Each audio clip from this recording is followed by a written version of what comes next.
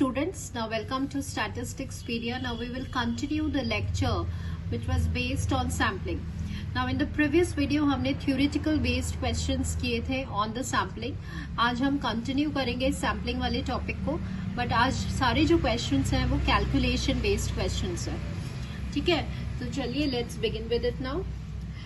From the population with the 20 members, a random sample is drawn without replacement of 2 is taken. तो सबसे पहले हम क्या लिख लेते हैं कि आपके पास population में कितने members थे 20, तो इसका मतलब population size 20 is given to you. और आपको जो sample draw करना है वो कितने units का draw करना है, 2 units का, मतलब sample size आपका 2 होना चाहिए. Which technique, आपको कौन सी technique follow करना है, SRS, WR without replacement. Now what is the question? Then the possible number of the samples be. तो students हमें क्या पता है कि अगर आपकी टेक्निक विदाउट रिप्लेसमेंट है तो टोटल नंबर ऑफ सैंपल्स क्या होते हैं, NCN होते हैं. तो यहाँ पे क्या हो गया 20C2. Now in my previous video I told you कि कॉम्बिनेशंस को शॉर्ट वे में कैसे हम फास्टली सॉल्व कर सकते हैं. देखिए 20 को आपको 2 है ना नीचे, तो आपको क्या लिखना है 20 इंटू 19, 2 नंबर्स होंगे क्योंकि यहाँ पे 2 है, डिवाइडेड बाय 2 को आप करेंगे तो 2 इंटू 1. ठीक है, तो अब यहाँ से हम इजीली सॉल्व कर सकते हैं. तो ये आपका आंसर आ गया 190. ठीक है, so answer for this question will be this. तो ये बहुत फ्रीक्वेंटली आता है आपके एग्जाम पेपर में, तो आपको ये फॉर्मूला याद होना चाहिए कि NCN जो होते हैं वो total number of random samples हम विदाउट रिप्लेसमेंट ड्रॉ कर सकते हैं. ठीक है, moving on to the next question. देखिए अब यहाँ पे पॉपुलेशन साइज 100 है, साइज आपका 12 है. Then the ratio of the variance of the sample mean and with replacement to without replacement. मतलब हमें फाइंड क्या करना है, रेशियो फाइंड करना है किसका, सैंपल मीन का, with replacement is to without replacement. तो अब आपको SRS टेक्निक, यूजुअली जब आप कुछ भी लिखा नहीं होता तो आपको पता है हम SRS रैंडम सैम्पलिंग ही करते हैं क्योंकि वो अनबायस्ड सैम्पलिंग होती है, दैट्स व्हाई. तो यहाँ पे आपको SRS WR का फॉर्मूला पता होना चाहिए. तो वो क्या होता है n-1 NN इंटू S². ये विद रिप्लेसमेंट का है, और डिवाइड में विदाउट रिप्लेसमेंट का वेरिएंस क्या होता है n-n NN इंटू S². तो आप देख रहे हैं आपका ये जो है वो पूरा कैंसिल आउट हो जाएगा और आपके पास रह जाएगा n-1 n-n. ना यहाँ पे आपके पास n इज 100 माइनस, तो ये 99 हो गया, और ये हो गया 100 माइनस 12, तो ये आपका 88 हो गया. ठीक है, अब आपके पास ये हो गया 9/8 कैंसिल आउट करके. So answer for this question will be this.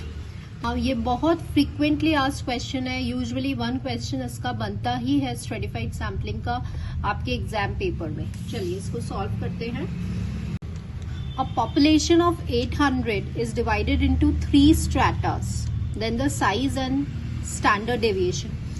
तो आप first we will recall students कि stratified sampling क्या होता है, कि ये आपकी population है ना, ये आपका total size population का n होता है. इसको आप कुछ stratas में divide करते हैं, कुछ subgroups में divide करते हैं जिसे हम stratas कहते हैं. और इन जो strata है इनकी अपनी एक साइज होती है.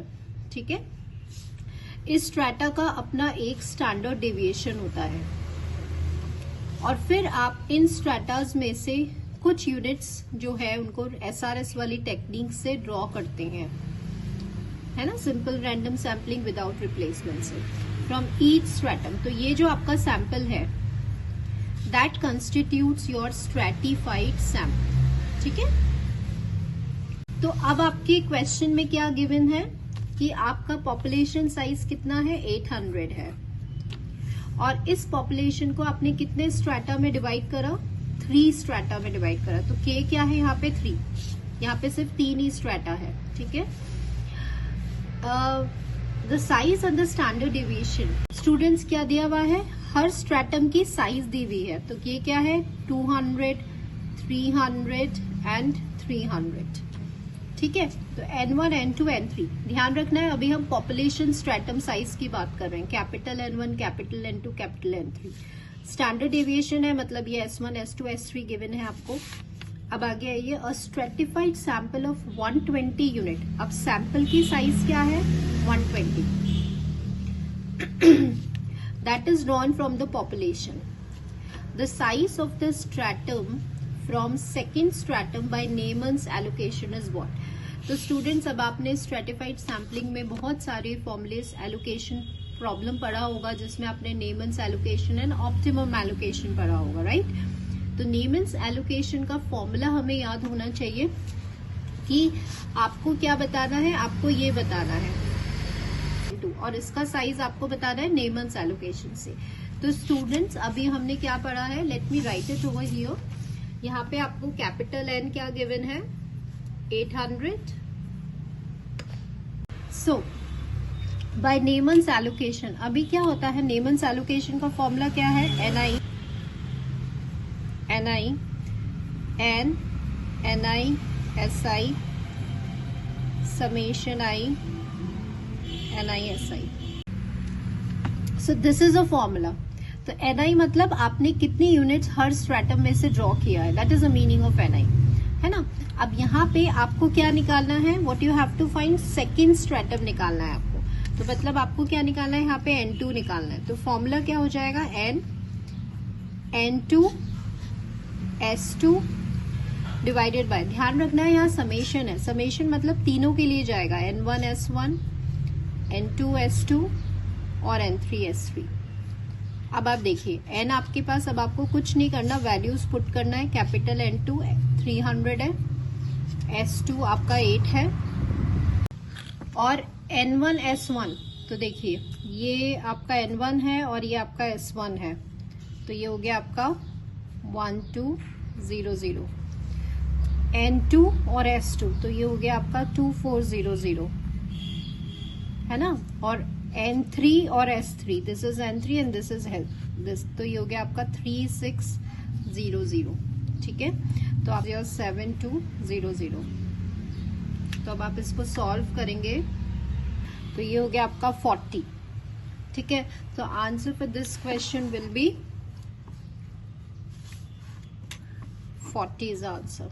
तो आपसे, अब जैसे यहाँ पे सेकेंड स्ट्रेटम है, आपसे थर्ड स्ट्रेटम भी पूछ सकते हैं। सपोज आपको N3 निकालना होता है, तो फॉर्मूला क्या होता है? N, यहाँ पे N3 आता, यहाँ S3 आता, और ये पूरा सेम रहता, नीचे वाला सम सेम रहेगा, ठीक है। तो ऐसे क्वेश्चंस बहुत आते हैं। तो इसमें आपको, अब population is divided into 3 strata, तो नंबर ऑफ स्ट्रेटा क्या है आपके पास? 3 है,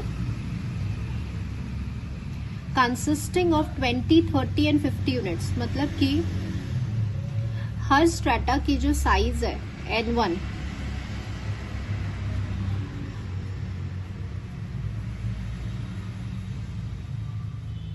कि आपके हर पॉपुलेशन स्ट्रेटा की साइज आ गई। अब आइए, if a sample size of 40 units, तो सैंपल की साइज क्या है आपके पास? 40 है।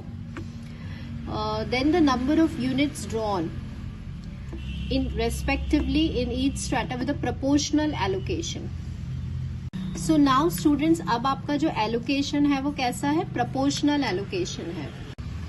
proportional allocation क्या कहता है कि NI, जितनी number of units आप select कर रहे हैं, that is proportional to stratum की size से, ठीक है।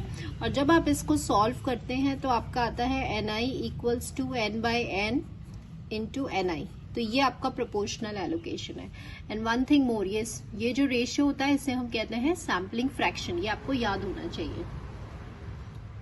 नाउ, अब आपसे बोला है कि आपको हर स्ट्रेटम की साइज निकालनी है, मतलब N1 निकालना है। तो N1 क्या होगा? N by N into N1। तो N by N तो सब में कॉमन है, तो दिस इज 40, और कैपिटल N क्या था आपका, इसको ऐड कर लीजिए, तो ये कितना हो गया आपका 100 इंटू N1। N1 क्या हो गया आपका 20, ठीक है। तो ये आपका आ गया 8।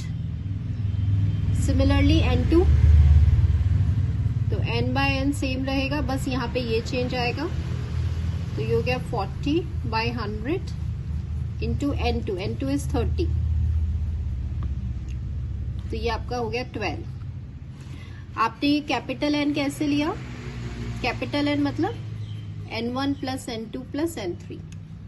ये कैसे आया कि जब आपने जितनी भी स्ट्रैटा में, जैसे प्रीवियस क्वेश्चन में आपने 3 स्ट्रैटा में डिवाइड किया था, तो इनको जब ऐड करोगे तो वापस क्या आ जाएगा? टोटल पॉपुलेशन का साइज आ जाएगा। ठीक है, तो इस क्वेश्चन में वो नहीं दिया था। अगर आपको टोटल पॉपुलेशन साइज नहीं गिवन है तो आप सारी स्ट्रैटा के साइज को ऐड करेंगे, जिसे आप क्या कहते हैं? Summation of Ni। तो you will get the population size. चलिए N3 निकाल लेते हैं। N by N into this 50, तो ये आ जाएगा आपका 20। तो अब क्वेश्चन क्या था कि हर नंबर ऑफ स्ट्रैटा साइज बताइए। तो आपके पास क्या है? 8, 12 and 20। So answer for this question is, ध्यान रखिएगा स्टूडेंट्स, ध्यान रखिएगा 8, 20 एंड 12 भी गिवन है, तो सीक्वेंस में हमें करना है। पहला वाला साइज आपने पहली कितनी यूनिट्स ड्रॉ करी है? 8 यूनिट्स। फिर आपने कितनी यूनिट्स ड्रॉ किया है? 12 यूनिट्स एंड देन 30। तो you have to answer in sequence. Next question, the sample mean in SR is WR and WOR is V1 and V2। तो इसका मतलब जब आपने वेरिएंस जो आपके सैंपल मीन का है विद रिप्लेसमेंट, उसको आपने V1 बोला है, और वेरिएंस आपके सैंपल मीन का जो है विदाउट रिप्लेसमेंट, उसको आपने V2 बोला है। Now what is the question? K क्या है आपका? V2 by V1। और अब आपको ये रिलेशंस बताने हैं। तो स्टूडेंट्स, अब हमें क्या देखना है? यहाँ पे कोई डेटा नहीं दिया हुआ, right?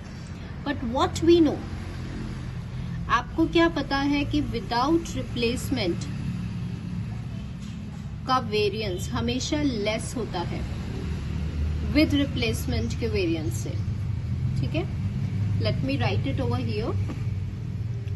Variance, so students, without replacement वाला वेरिएंस विद रिप्लेसमेंट से कम होता है। तभी हम हमेशा, आप देखेंगे कि हर सैम्पलिंग टेक्निक में, चाहे वो स्ट्रैटिफाइड होगी, क्लस्टर है, मल्टी स्टेज है, सिस्टमैटिक है, हम सब में कौन सी टेक्निक यूज करते हैं? Without replacement. तो this is a reason behind.